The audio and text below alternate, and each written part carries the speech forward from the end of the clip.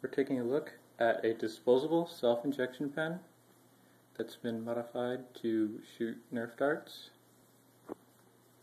It's extremely simple. Let's take a look inside. Get rid of these caps. Anyways, you open it up. One of these parts. It's a plunger that pushes a dart. There's no air plunger. It's a direct spring, but you got a spring that's this long, and so it accelerates pretty fast. Well, let's test it out.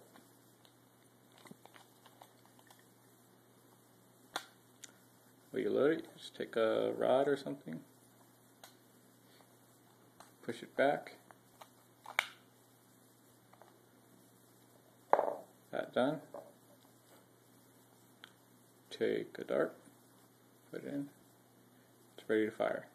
Just push the back piece right here.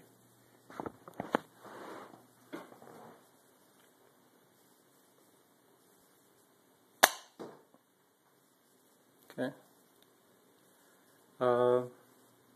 I tested it earlier. Range is about 20 feet. And you know, if you have to take self-injected medicine like every 2 weeks from disposable pens, might as well make the best of it. Alright, out.